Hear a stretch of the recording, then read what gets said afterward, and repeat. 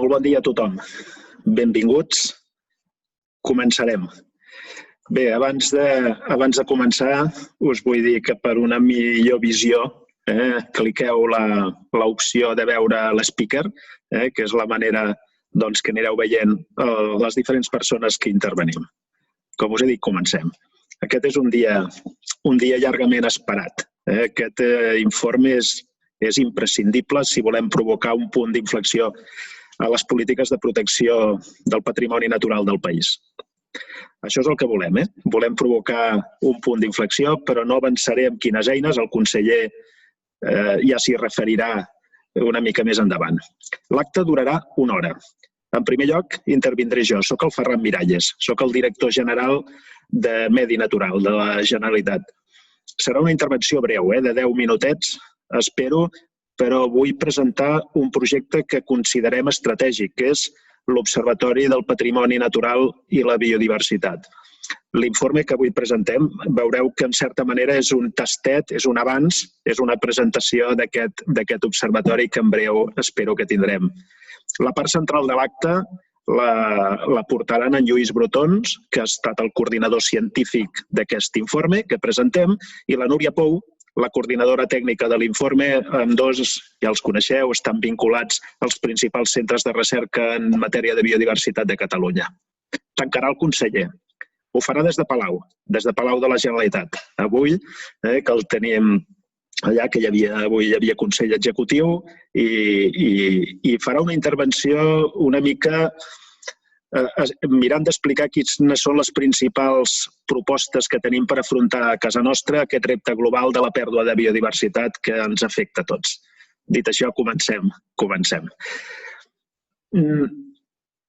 L'estratègia de patrimoni natural que va aprovar el govern, i això ho va aprovar el juliol del 2018, té 6 blocs. I un dels blocs, un bloc sencer, el primer bloc, està dedicat al coneixement, a la informació, al seguiment. Li dedica tot un bloc, per la importància que això té. I el projecte estrella és l'observatori. El projecte estrella en aquest àmbit del coneixement, de la informació, del seguiment, és l'observatori. Està clar, està claríssim que sense informació és impossible actuar com cal. Ens equivocarem l'objectiu, les prioritats. Donarem pals de cec. No atacarem els elements claus. No sabrem quin grau d'eficàcia té el que hem tingut, el que s'ha fet. Treballarem aliens als resultats. Com un pollastre sense cap, que es diu a vegades, hiperactius però sense saber exactament on anem. Per tant, la informació és clau. Però la informació en temes de natura és un tema complex. Mireu, a finals de la setmana passada es va presentar l'Atles dels ocells nidificants d'Europa. Aquí l'ICO hi ha jugat un paper rellevant i algun dels centres de recerca també des de Catalunya. Aquest és un projecte descomunal, és un dels projectes de ciència ciutadana més grans de tots els temps. Doncs bé, una de les conclusions, veureu, és que el 35% de les espècies nidificants d'Europa han augmentat la seva àrea de distribució. Però, per contra, el 25% de les espècies nidificants a Europa han reduït la seva àrea de reproducció. Ja es veu que aquí no es produeix una única història. Aquí hi ha un grapat d'històries que es produeixen alhora. Per tant, no hi ha blancs i negres, no hi ha conclusions fàcils, hi ha molts grisos. I interpretar aquests grisos és molt important en les polítiques de natura. Veureu que l'informe que avui es presenta no és el típic informe, diguem-ne, ideològic o de denúncia o de lobby que pressiona. No va d'això. Veureu que és un informe que més enllà dels titulars té molts matisos. Veureu que reparteix una de cal i una d'arena. Veureu, en definitiva, que és un informe basat en la ciència, en les dades, en les evidències. És un informe científic i això el fa diferent a d'altres informes que s'han fet per denunciar la situació de la natura. Jo us vull explicar el que pretenem en matèria d'informació. Per un costat, evidentment, volem tenir més i millor informació. I tots sabeu que tenim molta, però que la tenim dispersa, que la tenim poc accessible, que molta d'ella està amb estàndards diferents, per tant, difícils de creuar, interconnectar. Tenim buits d'informació en alguns elements claus, que els hem d'emplenar i els hem de solucionar. No tenim prou en tenir dades de distribució de la biodiversitat al nostre país, que en tenim molta. També necessitem incloure aquí el factor temps. És a dir, nosaltres necessitem tenir sèries cronològiques. Necessitem parlar de la fotografia d'un moment a la pel·lícula, tenir la visió de cap a on anem, què està passant.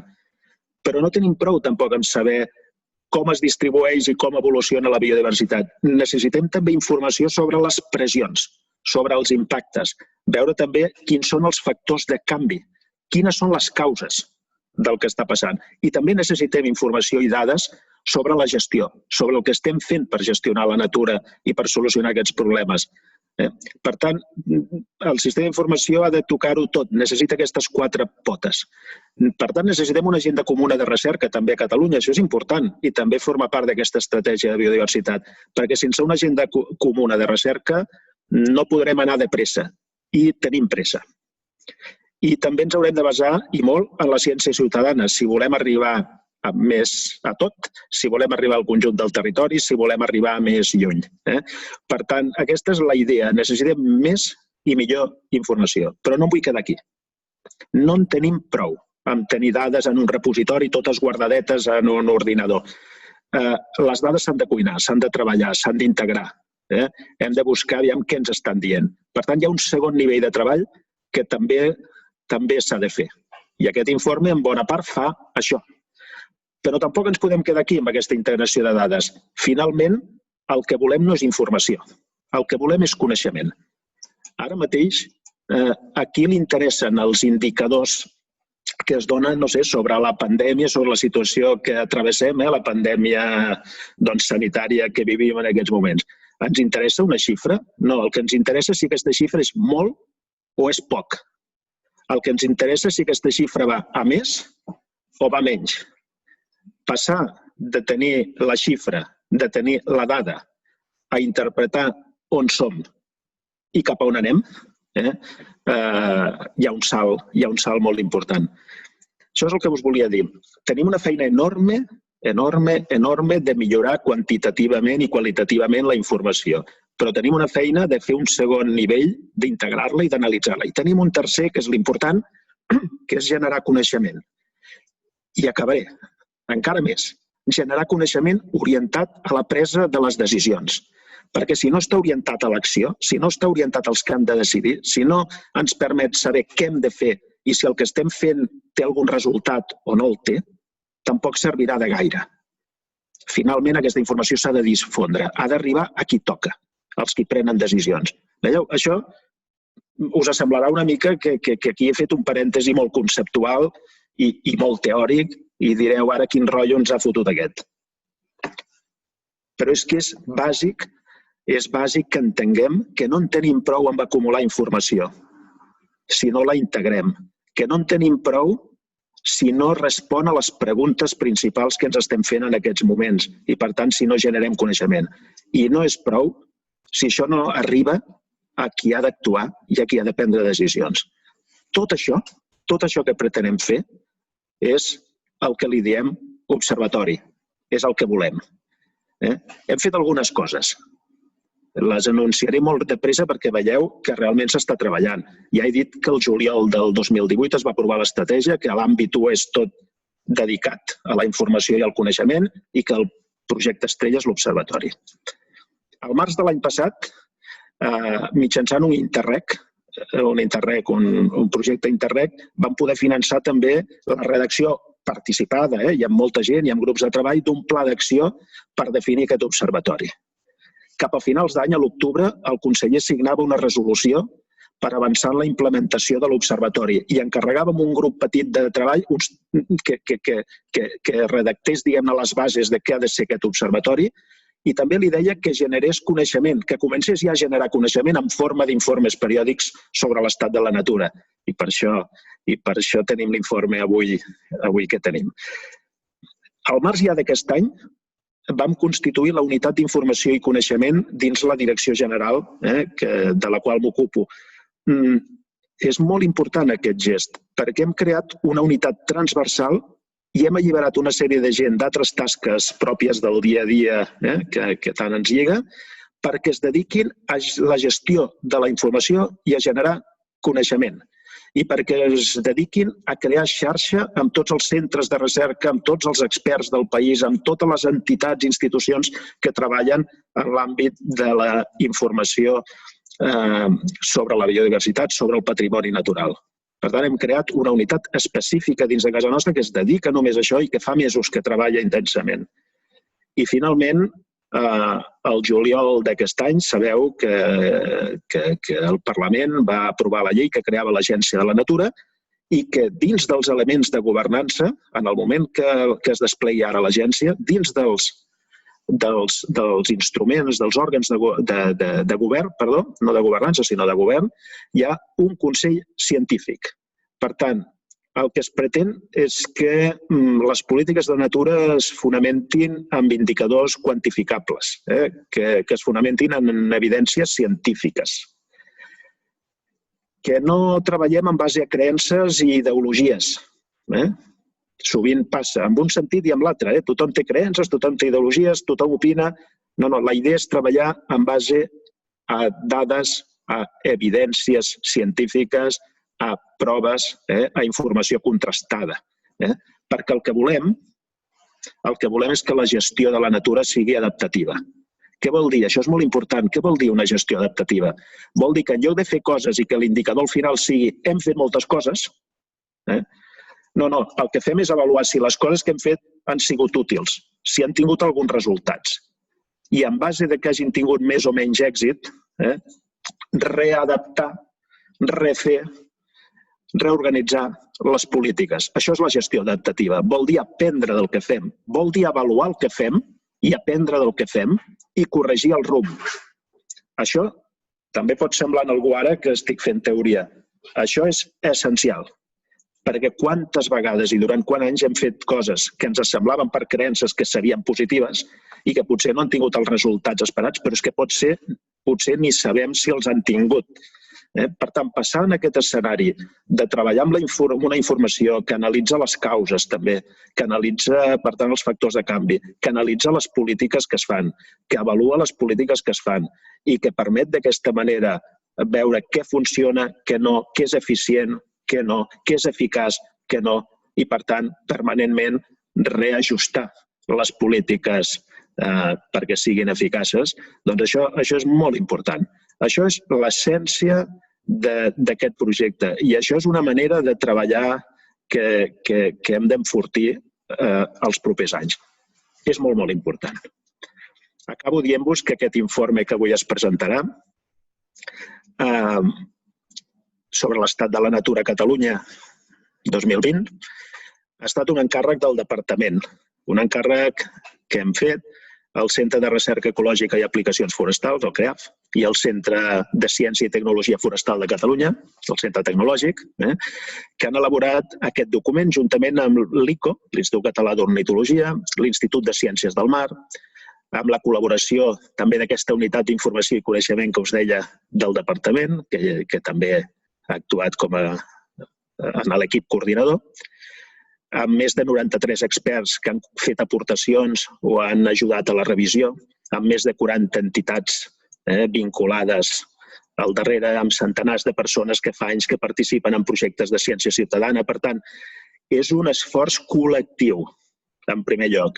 És un esforç basat en evidències científiques. És el resultat del coneixement generat al país durant dècades. No s'ha fet sol, no l'hem fet de nou, de zero, de res. S'ha fet perquè durant molts anys s'han fet altres informes, s'han fet altres treballs, s'han fet moltes coses que permeten en aquests moments ajuntar totes les peces d'aquest trencaclosques i començar a tenir una visió integrada i sintètica del que està passant. L'informe posa Catalunya al nivell dels països més avançats. Aquest informe, hi ha un informe de Nacions Unides, hi ha informes de la Comissió Europea, hi ha informes d'un grapat d'estats que han fet els deures, doncs Catalunya també els ha fet i aquest informe ens posa, diguem-ne, on hem d'estar en aquesta matèria. L'any que ve l'any que ve s'ha de crear l'observatori.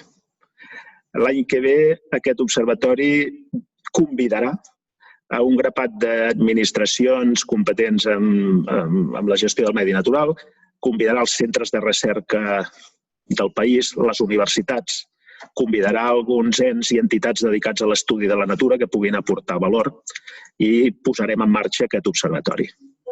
Com us he dit, no es concep com un armari o com un ordinador, com un repositori d'informació, sinó un espai col·laboratiu, un espai de col·laboració. Per tant, l'ha d'impulsar l'administració, però no és de l'administració, ha de tenir una independència, una solvència.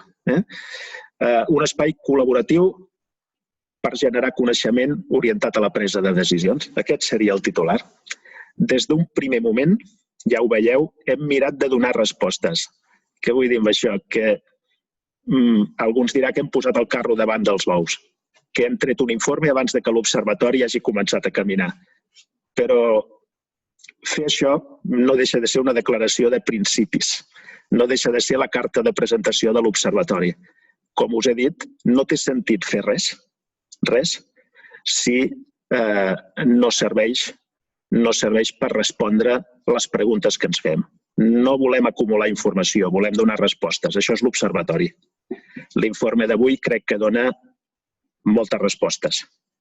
I per això passo la paraula al company que em seguirà, que no és altre que en Lluís Brotons, coordinador científic de l'informe i investigador reconegut, ja ho sabeu, vinculat al CREAF, al Centre Tecnològic i al CSIC.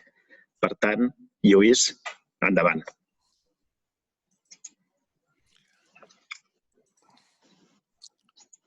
Moltes gràcies, Ferran. Vaig a compartir la pantalla. És aquesta. Doncs moltes gràcies, Ferran, per aquesta introducció. També gràcies, conseller, i a tots els que esteu aquí amb nosaltres aquest matí emocionant, aquest matí especial. El que intentaré jo fer ara és una visió global amb la meva companya Núria Pou, que farà una mica més d'èmfasi en la segona part de l'informe.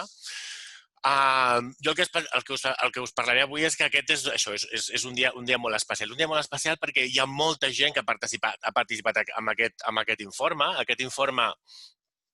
Un moment, com va això? Com passo les diapositives? Un moment, que tenim algun... Perfecte, exactament. Doncs... Aquest informe és una obra col·lectiva. O sigui, com deia el Ferran, aquesta és una primera passa que fem en el marc de l'observatori, i el marc de l'observatori serà aquest lloc on ens trobem tots. I, per tant, aquest primer informe sobre l'estat de la natura del 2020 vol representar aquesta trobada. I, per tant, és una obra col·lectiva el resultat de la integració del coneixement generat en el país durant dècades per multitud de persones, per més de 40 entitats de recerca, per més de 20 projectes en els quals ja han començat a tenir aquesta visió temporal de com està canviant la biodiversitat, que comentava el Ferran, i en molts d'ells amb la participació de la ciutadania a través de projectes de recerca que mobilitzen centenars i centenars de persones voluntàries per tot el territori recopilant aquesta informació. Per tant, aquí tenim un primer experiment. En el fons és com una mena d'experiment, però estem molt il·lusionats que sigui un experiment que planti aquesta llavor per a aquest projecte col·lectiu on tothom hi participi. Per tant, amb aquest primer experiment, donar una informació sobre quin és l'estat de la natura a Catalunya en el 2020. No som els primers. Aquest informe no és el primer que dona una informació sobre quin és l'estat de la natura a Catalunya. Hi ha hagut informes molt potents que han sigut claus a l'hora d'interpretar l'estat de la natura a Catalunya, com l'informe de Natura i Ús o Abús, que hem tingut ja dues versions, o feines que ha realitzat, per exemple, i coordinat l'Institució Catalana d'Història Natural. I, per tant, no comencem de zero, Però aquest estat de la natura 2020 és una mica diferent en el sentit que nosaltres el que hem intentat és lligar-nos en el desenvolupament d'informes internacionals, com els desenvolupats, per exemple, per l'IPCC, pel panell intergovernamental de canvi climàtic, o més recentment per l'IPBES, per la plataforma intergovernamental sobre serveis ecosistèmics i biodiversitat, que el que intentem fer, el que s'intenten fer en totes aquestes plataformes és lligar l'evidència, recopilar l'evidència per part de les institucions científiques i per la societat, però posar-la a disposició de la presa de decisions. I fer això de manera conjunta perquè aquest diagnòstic de la informació i del coneixement que genera aquesta informació sigui compartit. Sense un diagnòstic compartit de l'estat de les situacions, en aquest cas de la natura, és molt difícil avançar i posar solucions sobre la taula. I, per tant, nosaltres lliguem aquest informe de l'Estat de Natura 2020 amb aquestes iniciatives internacionals. Però què ens diu l'informe? Què és el que tenim aquí? Què és el que tenim sobre la taula? Intentarem ser curts i anar ràpid perquè el tingueu a la mà i el pugueu fullejar i entreu al detall, però us farem ara una mena de pinzellada general sobre quin és l'estat general de la biodiversitat a Catalunya. L'informe té 5 capítols, té un capítol general, que és el que jo presentaré ara de manera breu, i després fa una visió més per àmbits, àmbit forestal, àmbit agrícola, àmbit de zones aquàtiques i àmbit marí, en el qual anem molt més en detall de quins són els elements específics de cada una d'aquestes zones. Llavors, en aquest àmbit més general, més global, el que hem estat és hem utilitzat una sèrie d'indicadors per tal de donar d'alguna manera integrar tota aquesta informació que tenim, en aquest cas sobre les tendències de moltes espècies de vertebrats i d'invertebrats, en un únic indicador conjunt. Aquest indicador conjunt que hem utilitzat és l'LPI, el Living Planet Index, que és un indicador que s'utilitza a molts llocs del món. En aquest indicador el que fem és, si tenim les tendències temporals, és els canvis amb els temps sobre les poblacions d'una espècie, i això ho tenim per moltes espècies, el que podem fer és integrar i veure d'una manera conjunta i àmplia com les poblacions d'aquestes espècies estan canviant. A Catalunya, aquest indicador ens mostra que de mitjana hem perdut un 25% de les poblacions de les espècies. Com veieu aquí en aquestes fotos de pardals, seria com si comencéssim a perdre individus d'aquestes poblacions. Això és de manera mitjana. Aquest indicador us he comentat que també s'utilitza a altres zones, s'utilitza de manera global i de fet està calculat per tot el món, encara que en la major part de llocs l'indicador que tenim per tot el món només està calculat per vertebrats.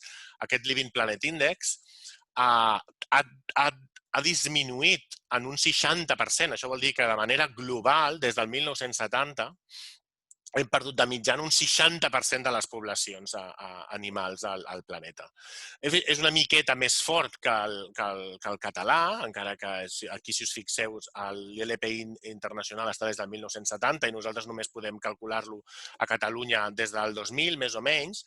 És una mica més fort perquè òbviament, els factors, la dinàmica que pateixen totes aquestes espècies a nivell mundial, incloent, per exemple, moltes zones dels tròpics i zones que estan patint unes amenaces molt més fortes, són molt més grans que a Catalunya, on nosaltres compartim amb la resta d'Europa una dicotomia a nivell de factors de canvi en el qual tenim una pèrdua de biodiversitat en algunes zones, però també tenim una recuperació en algunes altres. I això fa que, en alguns casos, el dibuix global sigui una miqueta més matitzat que a nivell internacional.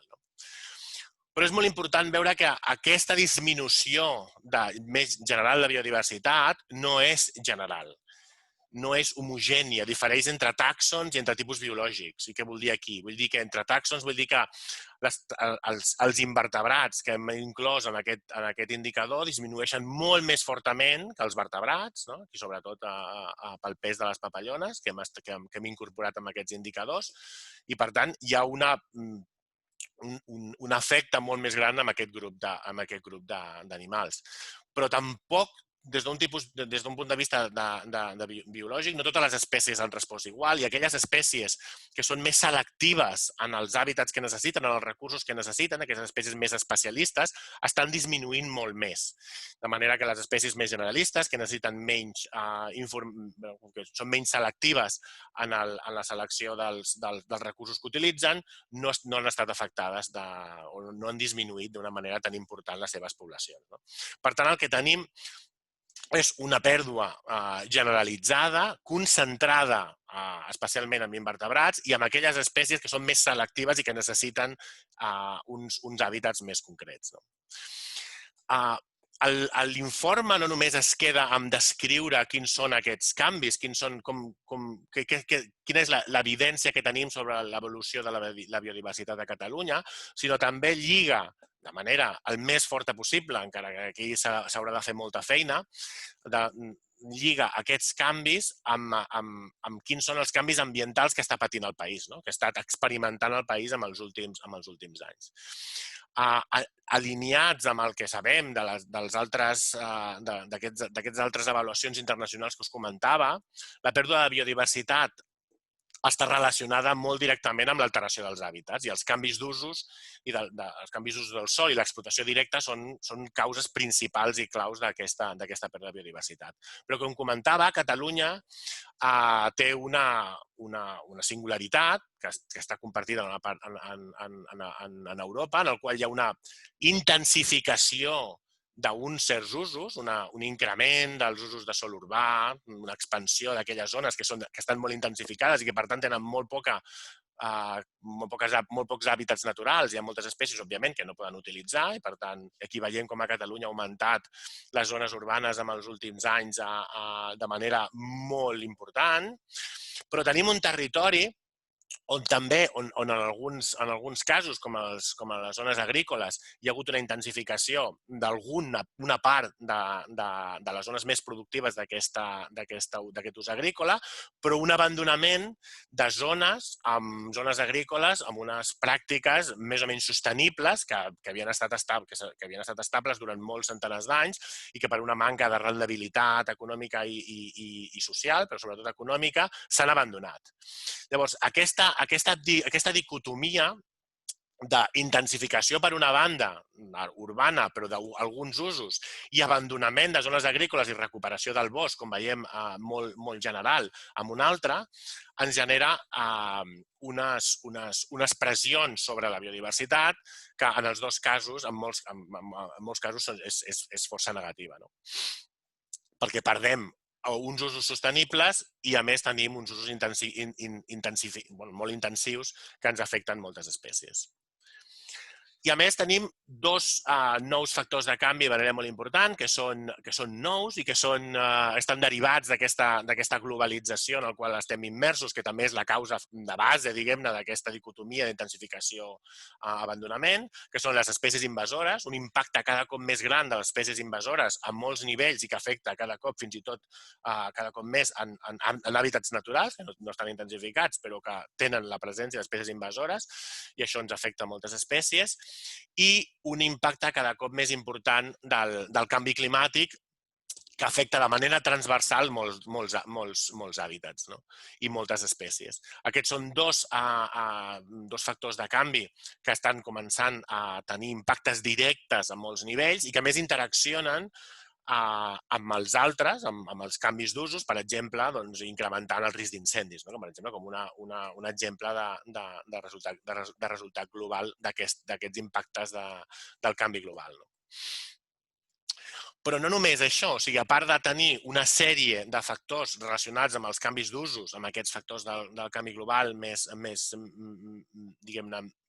transversals, com les espècies invasores i el canvi climàtic, també tenim també hem estat responent de manera explícita amb alguns reptes, sobretot a nivell d'espècie, amb problemàtiques molt concretes i amb algunes mesures, accions de conservació activa que ens ha permès, en alguns casos, revertir espècies que estaven en declivi, com per exemple el xuriguer petit, o actuar amb espècies concretes com la Posidònia o la Ceríntia al parc en el Pirineu, per tal de minimitzar o de revertir el decliu amb el que aquestes espècies estaven immerses. I per tant tenim una conjunció de factors que són alguns molt generals i alguns derivats d'aquestes polítiques de conservació que encara tenen un impacte relativament petit en relació a la capacitat de tota una societat i tot un sistema d'afectar el territori. Ara passaré aviat a la resta de... La Núria ens farà una visió per cada un d'aquests àmbits, però el que veieu de manera general és que quan utilitzem les espècies d'aquest LPI, d'aquest indicador que hem utilitzat per cada un dels grups, el que veiem és que tampoc hi ha també alguns hàbitats, alguns d'aquests àmbits han estat afectats o estan afectats o estan disminuint les espècies d'aquests hàbitats d'una manera molt més forta que alguns altres. De manera que les espècies d'aigües continentals estan disminuint d'una manera molt més forta que les d'ambients agrícoles o les espècies forestals. En el cas de les marines tenim un repte de disponibilitat d'informació, però també les dades ens indiquen que la situació és bastant desfavorable. Per tant, ara el que faríem és passar a descriure quin és el cas de cada un dels àmbits que estan inclosos en aquest informe i això ho farà la Núria Pou.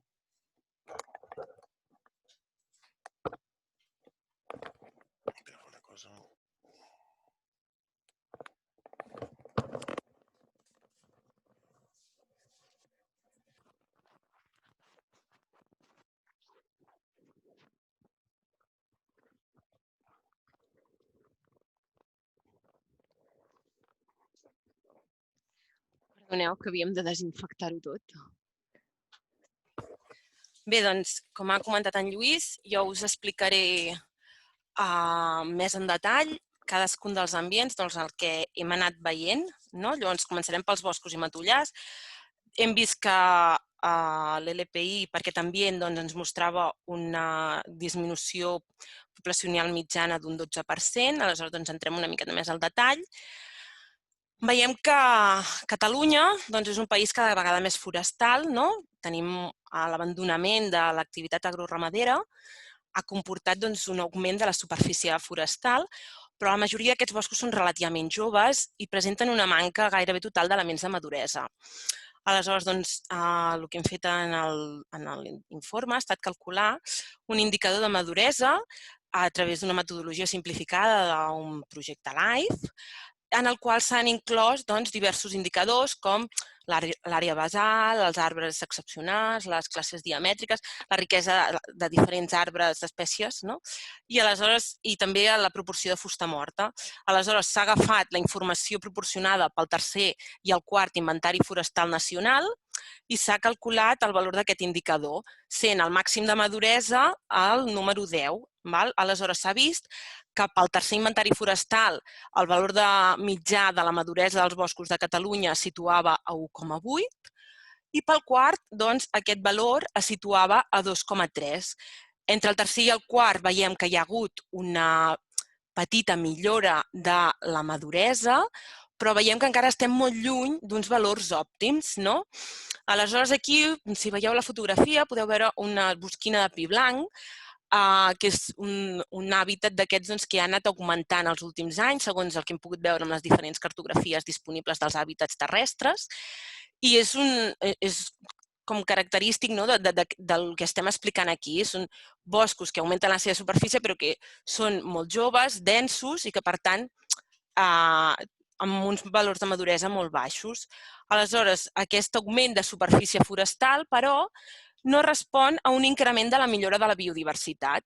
Si agafem els grups taxonòmics dels ocells i de les papallones diürnes, que són els dos grups taxonòmics pels quals tenim uns programes de seguiment més llargs en el temps, doncs mirem com aquestes espècies lligades als boscos per una banda i lligades als matollars, com estan responent amb el temps, i el que veiem és que les papallones diürnes dels boscos, tot i que amb algunes fluctuacions es mantenen estables, mentre que els ocells pugen lleugerament per lo que fa als boscos.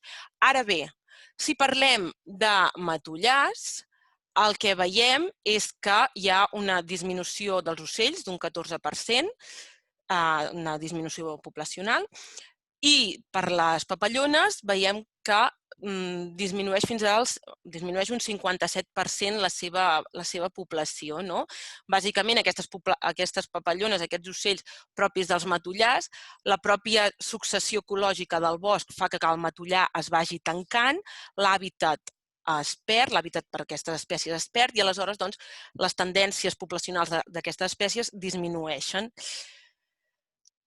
Tot i així, però, s'ha vist que es poden fer accions per revertir o per millorar una mica la biodiversitat. Per exemple, si es fa una gestió forestal en boscos joves i aquesta gestió està encaminada a millorar o promoure la maduració del bosc, s'ha observat, per exemple, amb aquest exemple que veieu aquí en el gràfic, que les fagedes aclarides amb finalitats de maduració del bosc, la presència d'ocells nidificants en cavitats d'arbre, en aquestes fagedes, és millor que en fagedes en què no s'ha fet cap actuació, tot i que els valors són lluny de les fagedes madures.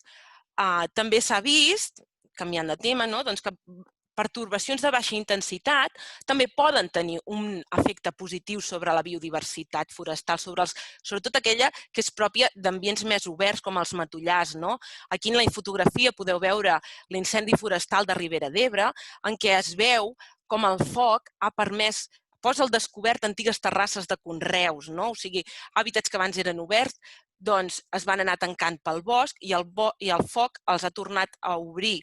Llavors, durant els primers anys després de l'incendi, quan encara no s'ha colonitzat un altre cop pel bosc, clar, es recuperen hàbitats de matollars d'aquestes espècies que hem vist que estan en unes tendències més negatives. Posteriorment, quan passen uns quants anys i el bosc torna a colonitzar, diguéssim que tornem a la situació inicial. Això ha estat molt breument la part de boscos i matollars, i ara entrarem a la part dels ambients agrícoles i prats, que en Lluís abans us ha comentat que tenim una tendència, una regressió, una disminució, del 34% de les poblacions silvestres, de mitjana, i ja intentarem entrar una mica al detall de què estem parlant. El món agrari a Catalunya ha viscut un procés dual. Per una banda, tenim l'abandonament agrícola que hem comentat abans, que ha provocat el tancament d'aquests boscos, el tancament dels conreus i colonització per part dels boscos, i a la vegada tenim un procés d'intensificació. Hi ha una pèrdua, hi ha un abandonament en zones menys rendibles, però en canvi en zones, per exemple, de planes, s'ha intensificat. S'ha intensificat, per exemple, com podeu veure en els gràfics, augmentant el consum anual de productes fitosanitaris. De fet, des del 2006 fins al 2019 podem veure que el consum anual de fitosanitaris a Catalunya s'ha doblat. Això acaba tenint unes conseqüències amb la flora i la fauna pròpia d'aquests ambients. Quan parlem de productes fitosanitaris, estem parlant d'herbicides, per exemple, que tenen efectes en les conegudes males herbes, que en realitat és flora herbensa pròpia d'aquestes zones i que també tenen un paper dintre de la nostra natura. També insecticides, productes d'adobs químics.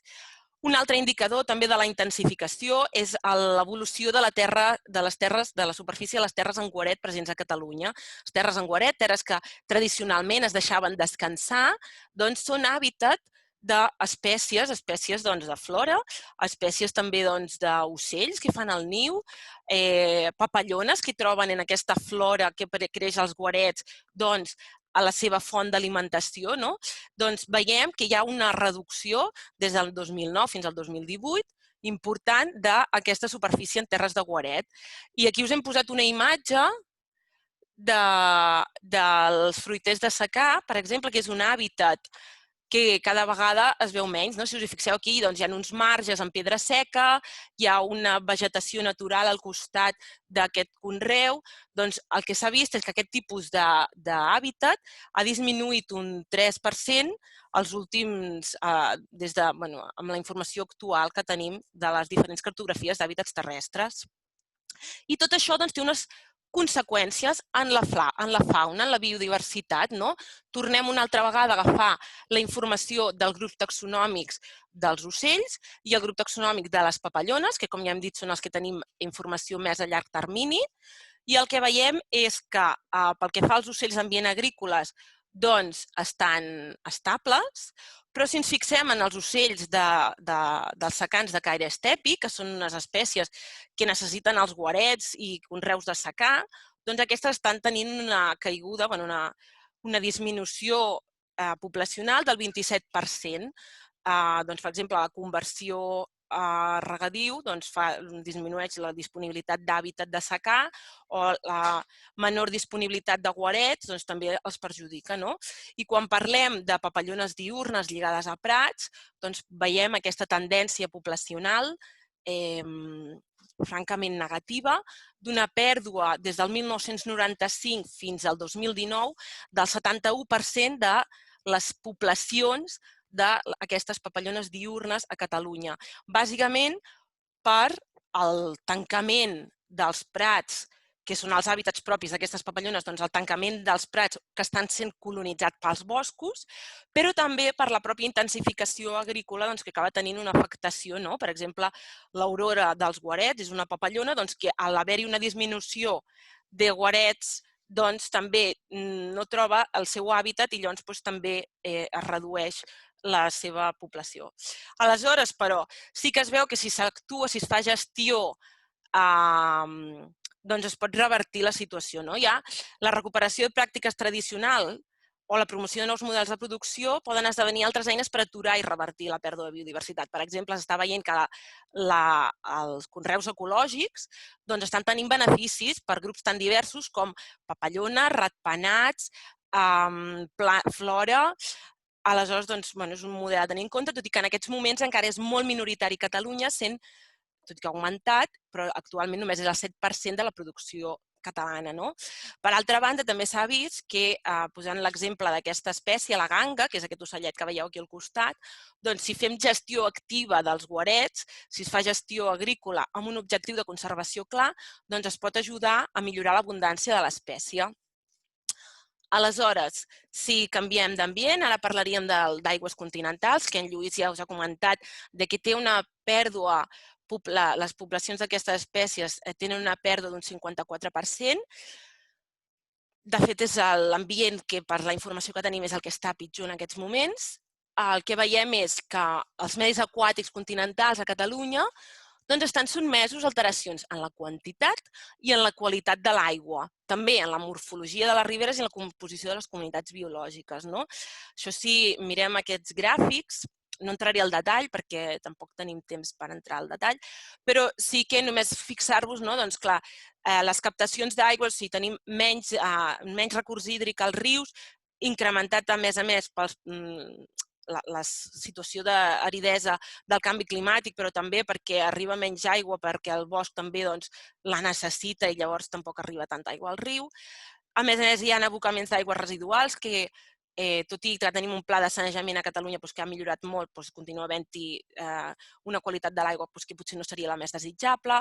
Després hi ha usos agrícoles que necessiten aigua, com hem dit, cada vegada hi ha més conreus de regadius. I després una artificialització. Què parlem d'artificialització? Doncs tots podem identificar ràpidament ciutats en les que tenim el riu totalment canalitzat entre dos dics i que és un riu totalment recte, quan el riu, de forma natural, tindria els seus meandres, el seu recorregut propi i que ara mateix no el pot tenir.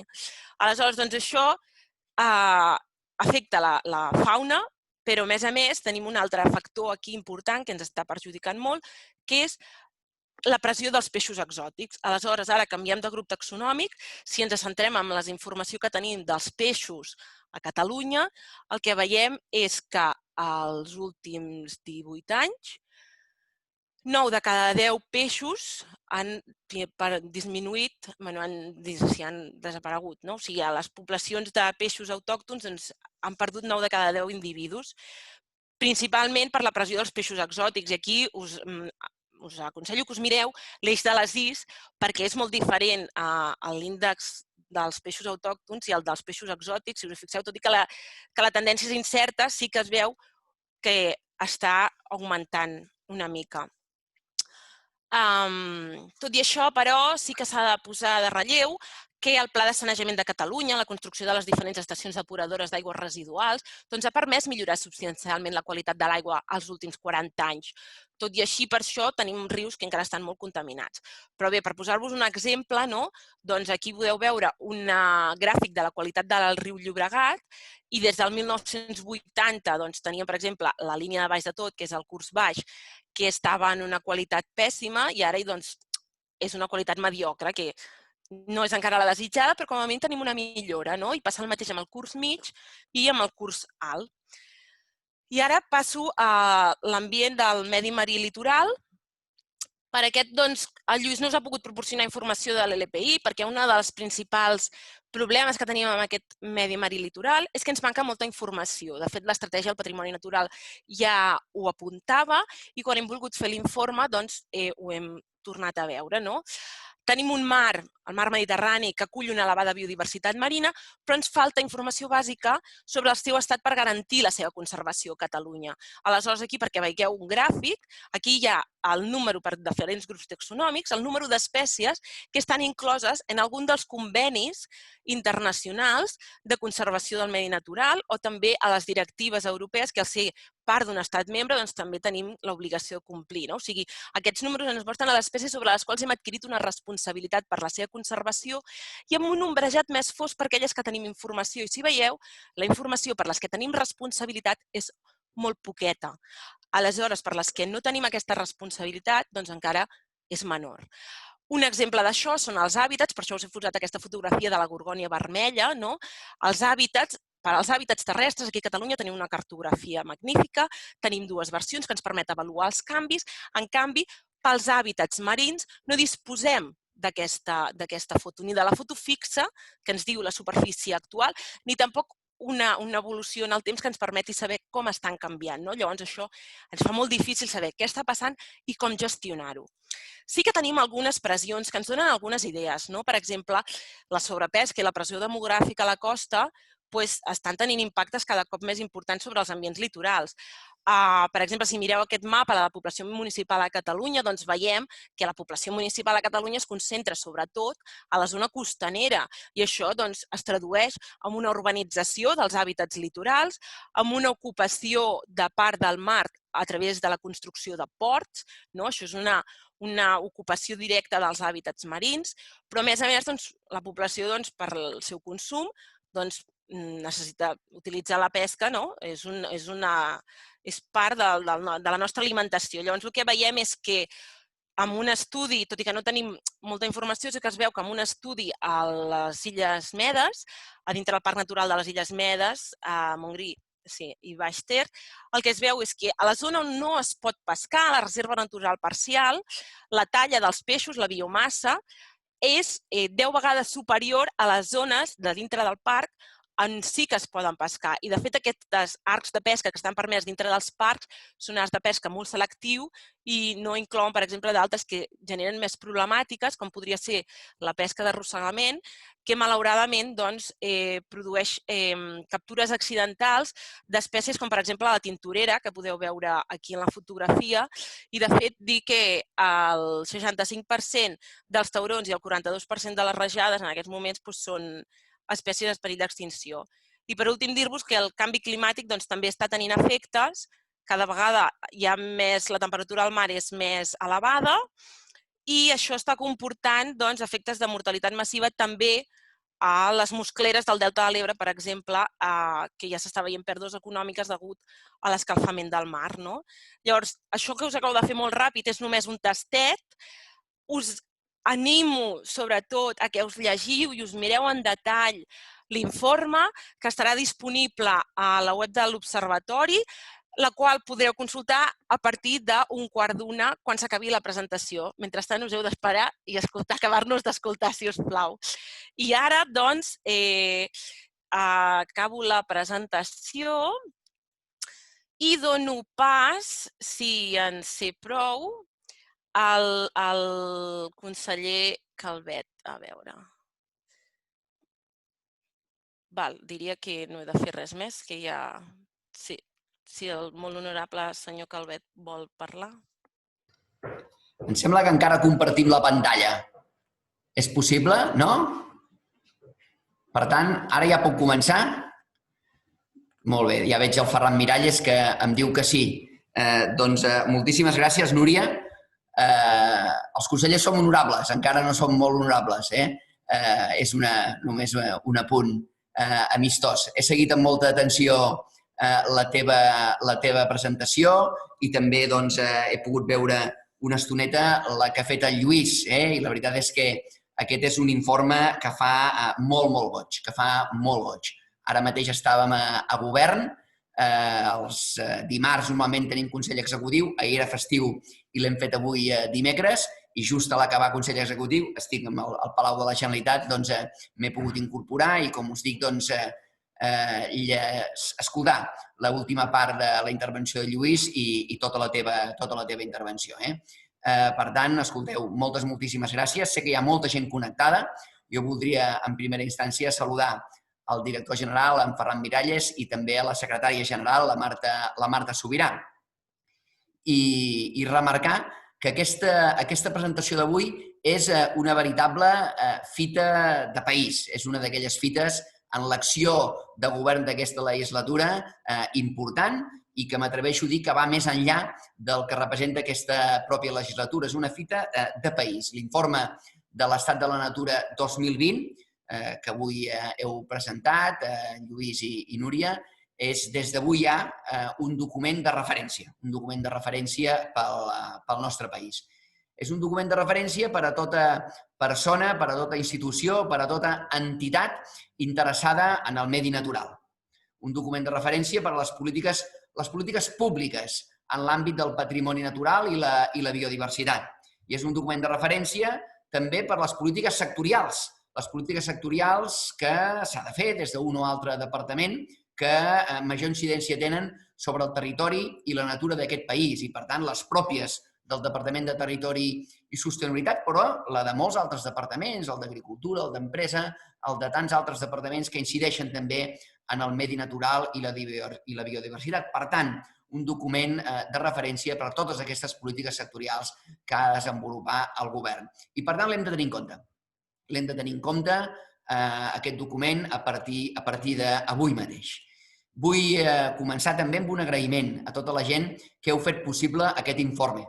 En primer lloc, els coordinadors, els coordinadors d'aquest informe, l'equip de treball, a les persones que s'han ocupat del disseny i de la comunicació. Aquest informe, a més de tenir una base científica evident i sòlida, té un component gràfic i divulgatiu molt notable. Aquesta part de la pedagogia que sempre hem d'incorporar en les polítiques ambientals. Són persones, les de l'equip de treball, vinculades al CREAF, al Centre de Ciència i Tecnologia Forestal de Catalunya, també al CSIC, a l'ICO, l'Institut de Ciències del Mar, a la Universitat Autònoma de Barcelona i també, evidentment, a la pròpia Direcció General de Polítiques Ambientals i Medi Natural del Departament de Territori i Sostenibilitat, la Direcció General del Ferran Miralles. En segon lloc, també vull agrair el treball als 93 experts, 93, que han col·laborat en la revisió. També les 45 entitats de recerca, universitats, administracions, associacions privades, ONGs i, en última instància, també, i aquest és un agraïment molt important, als centenars de voluntaris i voluntàries agrupats en projectes de ciència ciutadana que han fornit, ens han abastat de dades al sistema d'informació sobre la biodiversitat d'aquest país. Absolutament imprescindible la feina de totes aquestes persones voluntàries. I vull fer esment, evidentment, al paper jugat pel propi director general de Polítiques Ambientals i Medi Natural, el Ferran Miralles, l'amic Ferran, i a la secretària de Medi Ambient i Sostenibilitat, la Marta Subirà, l'amiga Marta, que han cregut en aquest projecte des del primer moment i l'han impulsat i l'han facilitat. Gràcies, Ferran, moltes gràcies, Marta. El context en què s'ha fet aquest informe, suposo que ja s'ha dit en algun moment de la jornada, ha estat excepcional, enmig d'una emergència sanitària, aquesta pandèmia pel coronavirus i, per tant, també emergència social i econòmica. I aquest context li dona a l'informe un mèrit molt especial, de feina afegida que també volia remarcar. I vull seguir amb un recordatori. Crec que avui és de justícia, està plenament justificat que fem un recordatori per l'amic i el conseller legítim de Territori i Sostenibilitat, en Josep Rull. Li hauria agradat moltíssim ser avui aquí amb tots nosaltres. De fet, aquest matí, que he parlat amb ell per telèfon, li he explicat que fèiem aquesta presentació de l'informe i val a dir que s'ha emocionat i m'ha demanat que li faci arribar i li faré arribar de part de tots vosaltres. Vull recordar-lo, amb en Josep, ara i aquí, perquè tinc el convenciment que ell, l'1 de març del 2017, va marcar un punt d'inflexió en les polítiques públiques relatives al patrimoni natural i a la biodiversitat d'aquest país, de Catalunya. I aquell dia, l'1 de març del 2017, el conseller Rull va comparèixer a la Comissió de Medi Ambient i Sostenibilitat del Parlament per informar sobre l'estratègia del govern en relació amb la biodiversitat. I no va ser una compareixença qualsevol, ni va ser una compareixença fàcil. Jo us recomano que la llegiu. Sabeu que les compareixences estan publicades en el butlletí del Parlament. Us ho recomano vivament perquè va ser un gran exercici de sinceritat, que no és gaire habitual en la política avui en dia. Va ser el reconeixement que durant molts anys, amb governs de tots els colors polítics, insisteixo, de tots els colors polítics, no s'ha prestat prou atenció ni s'han posat prou recursos per protegir la natura i per aturar la pèrdua de la biodiversitat. Aquest va ser el nivell de la sinceritat del conseller Josep Rull. La seva intervenció va produir un moment que, vist en perspectiva, m'atreviria a qualificar de màgic, un moment gairebé iniciàtic. Aquell dia, en Josep Rull va aconseguir la complicitat de la major part dels grups polítics als quals s'adreçava i va provocar un punt d'inflexió.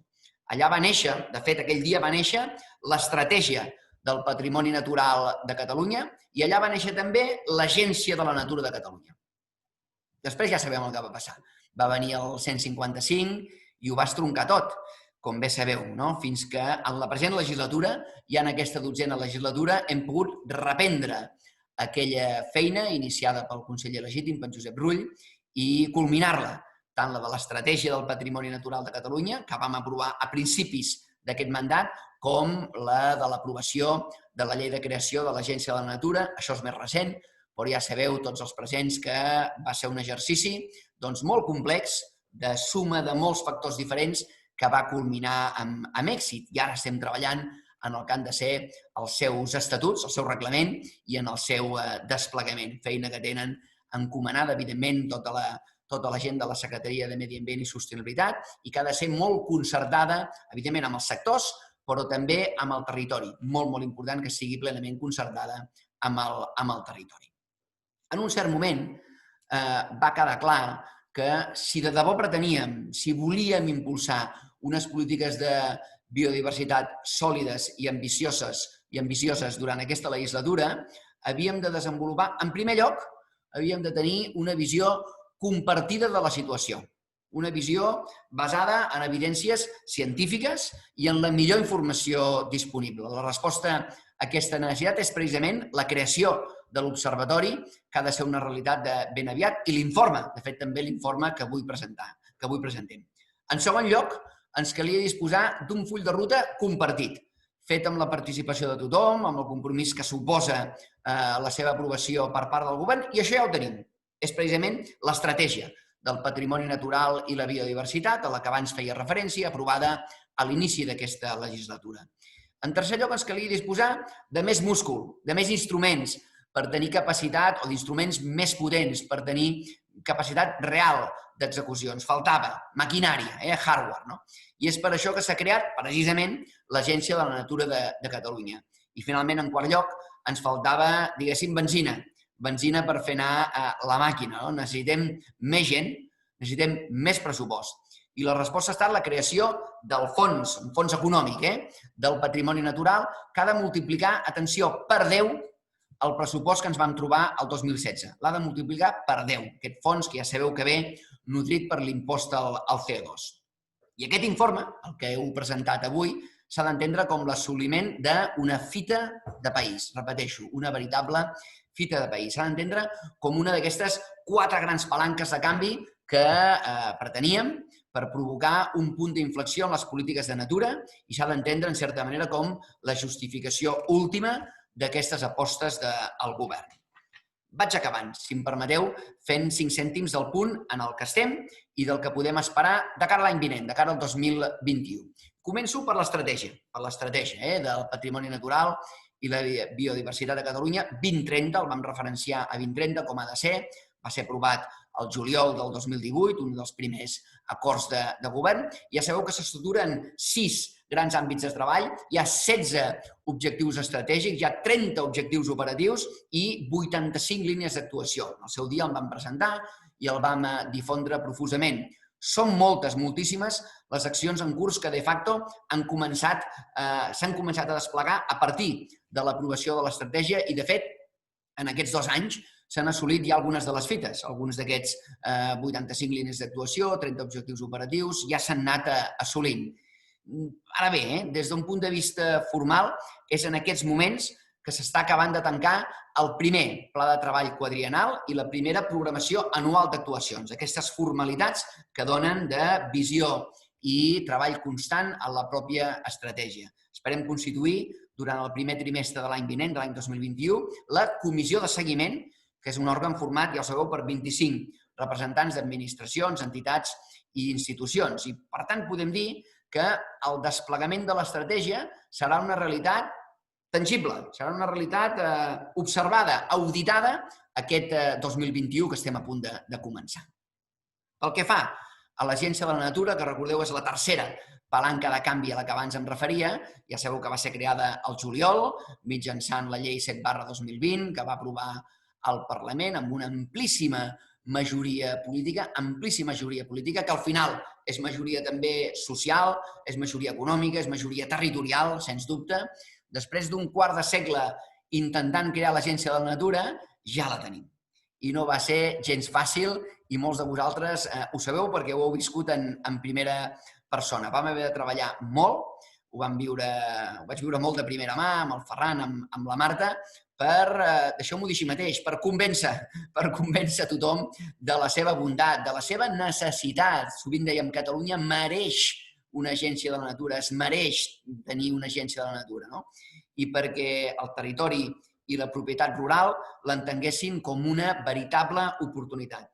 Vam celebrar un munt de reunions, més de 30, amb un total de més de 700 persones per aconseguir-ho. I després hi va haver la bona feina dels grups parlamentaris que va aprovar, insisteixo, que va portar la seva aprovació per una amplíssima majoria. Què volem amb l'agència? El que volem és, evidentment, dotar les polítiques de medi natural de més operativitat, de més eficàcia, també disposar de més capacitat per aconseguir recursos econòmics i, sobretot, suficiència.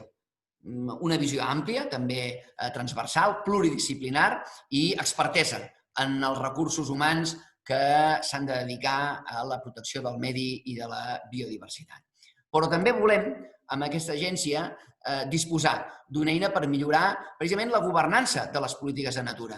Els diversos actors implicats han de ser-hi presents, el territori, tota l'acció de govern en aquest àmbit, que inclou, evidentment, altres departaments, no només el de territori i sostenibilitat. L'agència ja sabeu que preveu un consell de direcció plural, ampli, una comissió social, una comissió científica, també, i la creació d'òrgans descentralitzats, així ens ho diu la pròpia llei, de participació i de col·laboració activa en la presa de decisions del conjunt d'actors del territori. Aquesta és una part fonamental per l'èxit en el desplegament de l'Agència de la Natura. I durant l'any vinent, durant el 2021, farem el procés de participació a què ens vam comprometre sobre aquesta governança, sobre aquesta territorialització de l'agència, redactarem i tramitarem els estatuts, concretarem els programes operatius de personal també necessaris per desplegar-la i, com sempre hem dit, calculem que aquest procés durarà un any i mig, i l'agència la podrem tenir en ple funcionament, en funcionament ja de velocitat de creuer, el primer semestre, dins el primer mig any del 2022. Tot l'any 2021 treballant intensament amb aquesta concertació de tot tipus per tenir-la plenament operativa el primer semestre del 2022.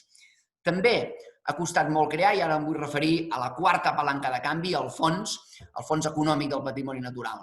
Han fet falta unes quantes modificacions legals, crec que 4, per configurar-lo tal com el volíem i tal com recull la disposició addicional 7ª de la llei de creació de l'agència. I també ha costat fer-lo operatiu. El govern s'ha compromès a començar a recaptar l'impost sobre les emissions del CO2 dels vehicles de tracció mecànica, dels cotxes, al novembre de l'any vinent. I d'acord amb aquesta previsió d'ingrés, a garantir, que això és l'important, la disponibilitat dels recursos del fons ja durant el 2021. És a dir, els diners els havíem de poder disposar ja des de 1 de gener del 2021, encara que la recaptació efectiva, per diversos temes tècnics i també degut a l'emergència social i econòmica que estem vivint, no comenci fins al novembre del propi 2021. Ja sabeu que el 50% de la recaptació de tot l'impost del CO2 va a aquest fons. L'altre 50% és el fons del canvi climàtic i, per tant, estem parlant de temes, entre d'altres, per exemple, de transport públic. Però el 50% anirà específicament al patrimoni natural, a, d'alguna manera, nodrir el pressupost de l'agència. Per tant, l'any que ve, les polítiques de biodiversitat inicien un punt d'inflexió pressupostari important, com mai havíem tingut. Serà gradual, serà sostingut durant els anys vinents i per això, per aconseguir-ho, el que tenim és aquesta garantia, la garantia que dona disposar d'un impost finalista. Sempre parlem de fiscalitat ambiental finalista com a gran eina, com a gran palanca de, al final, intervenció en les polítiques ambientals, per tal de no dependre de vicissituds pressupostàries i de la situació política i econòmica del moment. La superem amb fiscalitat ambiental finalista. I he deixat pel final, ara sí que acabaré, la primera palanca de canvi, la de saber on som, perquè aquesta és la que està relacionada precisament amb aquest informe sobre l'estat de la natura a Catalunya 2020. Són, en definitiva, aquestes observacions, aquestes conclusions, les que han d'orientar-ho tot, les que han d'orientar i legitimar la resta de palanques. Ho heu dit, i s'ha dit amb prou contundència, que ens hem de basar en les millors evidències científiques possibles. La pèrdua de població en les 2 darreres dècades a casa nostra supera el 50% en les espècies d'animals que viuen en rius, en llacs i en els aiguamolls, és la part més sensible i més amenaçada alhora, el 30% en les d'ambients agrícoles i prats i el 10% en les que habiten els boscos i matollars. Són xifres menors, són xifres no gens menors, són xifres que ens impacten. 50% en tot el que són rius, llacs i aiguamolls, 30% en ambients agrícoles i prats i 10% en boscos i matollars.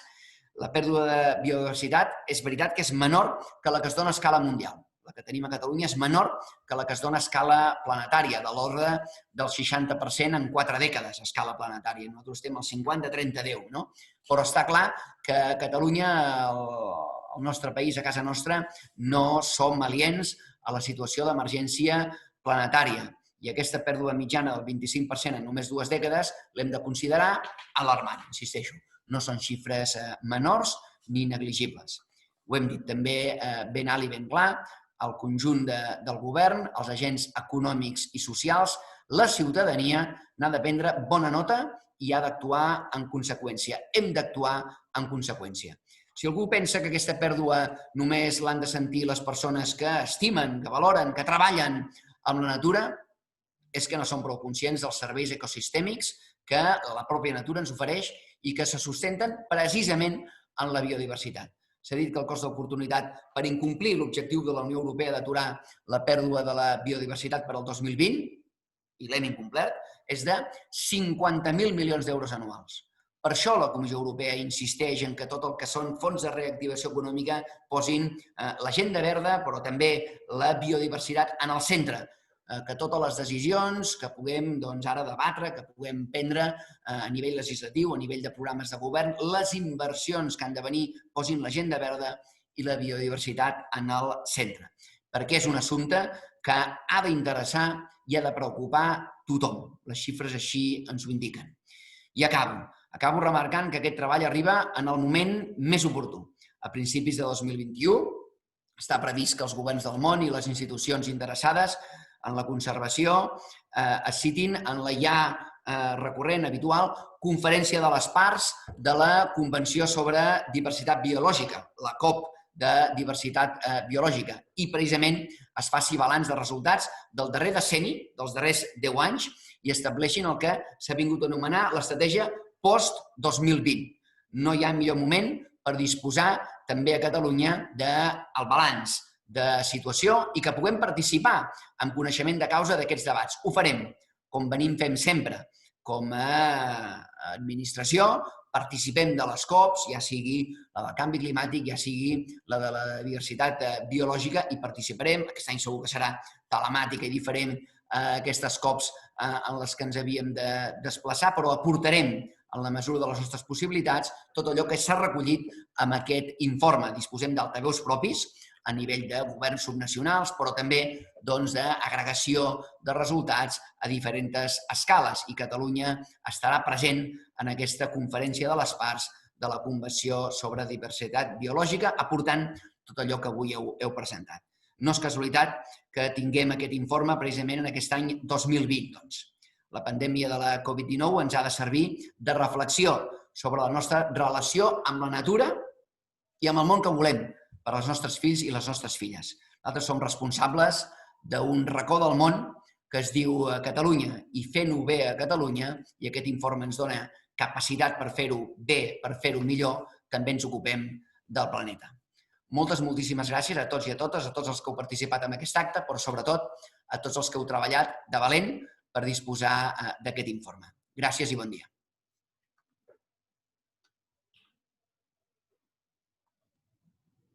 Gràcies, Ferran.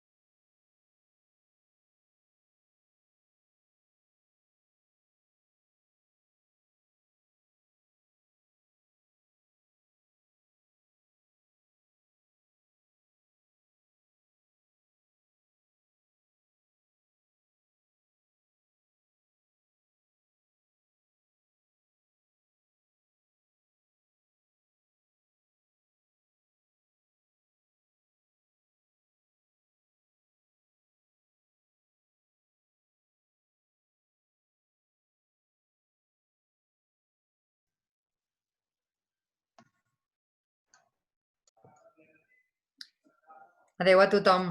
Gràcies per la vostra assistència. Que ara ha quedat la cosa una mica així, no sabíem si havíem de marxar o no. I fa molta gràcia veure les vostres cares, però Marta, hola. Adéu.